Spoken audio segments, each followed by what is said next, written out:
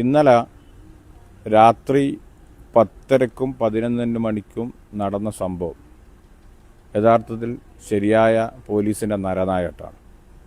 നേരത്തെ UDFിൻ്റെ നേതാക്കന്മാർ സൂചിപ്പിച്ചതുപോലെ തന്നെ ഒരു കാരണവശാലും അംഗീകരിക്കാൻ സാധിക്കാത്ത, അതോടൊപ്പം തന്നെ നമുക്കറിയാം, നമ്മൾ സാധാരണ ഒരു വീട്ടിൽ സെർച്ച് നടത്തുമ്പോൾ അതിനൊരു മാന്യതയും മര്യാദയൊക്കെ ഉണ്ട്. ഒന്നില്ലെങ്കിൽ സെർച്ച് വാറണ്ട് കയ്യിൽ വേണം. ഇനിയിപ്പോൾ പോലീസ് പറയുന്നത് പോലെയാണെങ്കിൽ അടിയന്തര സാഹചര്യത്തിൽ സെർച്ചൊക്കെ നടത്താം. പക്ഷേ അത് 1-2 തവണയാണ് സെർച്ച് നടത്താൻ പറ്റുന്ന നിയമമുള്ളൂ. അതുമാത്രമല്ല, സെർച്ച് നടത്തുമ്പോൾ ഈ പറയുന്ന വീട്ടിൽ കയറിയിട്ട് ഒരു തരത്തിലുള്ള അസഭ്യമോ അല്ലെങ്കിൽ മറ്റുള്ള കാര്യങ്ങളോ സംസാരിക്കാൻ പാടില്ല. അപ്പോൾ അവിടെ ഈ സിദ്ദീഖ് എന്ന് പറയുന്ന ആൾ ഇല്ല എന്ന് SI ഉറപ്പിച്ച വീഡിയോ അടക്കം പുറത്തുണ്ട്.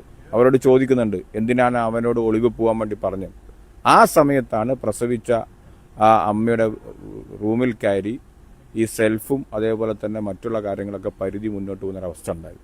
അപ്പോൾ ഞങ്ങൾ അതിൽ സംശയിക്കുന്നത്, ഇതിൽ ഈ പ്രതിയെ അല്ലെങ്കിൽ ഈ പറയുന്ന സിദ്ദീഖിനെ, കള്ളക്കേസിൽ കുടുക്കിയ സിദ്ദീഖിനെ മറ്റ് ഏതെങ്കിലും കേസിൽ പെടുത്താൻ സാധിക്കുമോ എന്നുള്ള ഒരു പരീക്ഷണം പോലീസ് നടത്തുന്നുള്ളൂ എന്ന് ഞങ്ങൾ സംശയിക്കുകയാണ്.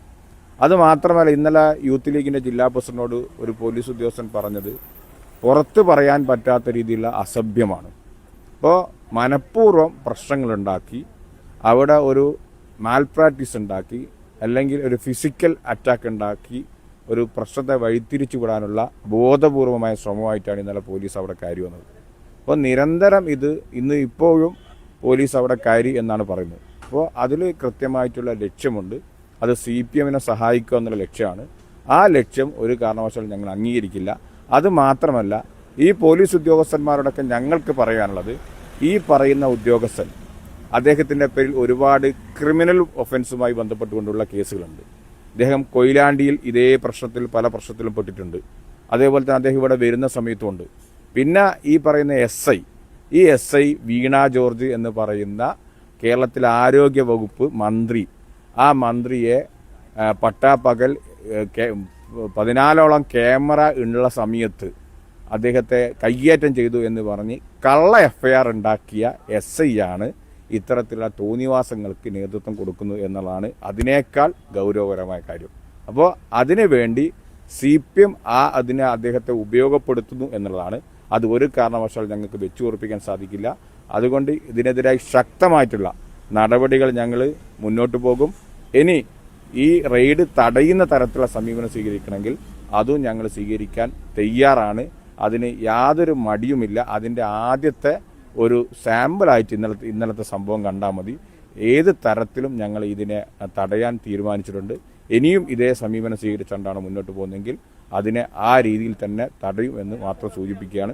അതോടൊപ്പം തന്നെ ഇവിടെ മറ്റു കേസിലെ പ്രതികളെ സംരക്ഷിക്കുന്ന സമീപനം പോലീസ് സ്വീകരിക്കുന്നുണ്ട്. അതുകൊണ്ട് എത്രയും പെട്ടെന്ന് ഇതിന് കൃത്യമായ പരിഹാരം കണ്ടില്ലെങ്കിൽ അവിടെ നാട്ടിൽ പോലീസ് കലാപം സൃഷ്ടിക്കുന്ന തരത്തിലേക്ക് കാര്യങ്ങൾ പോകും എന്നുള്ളത് സൂചിപ്പിക്കാൻ ഈ സമയം UDYF ആഗ്രഹിക്കുകയാണ്. ആ തരത്തിലേക്ക് പോലീസിന് പോവാതിരിക്കുന്നതാണ് പോലീസിന് നല്ലത് എന്നാണ് ഈ സമയത്ത് പറയാനുള്ളത്.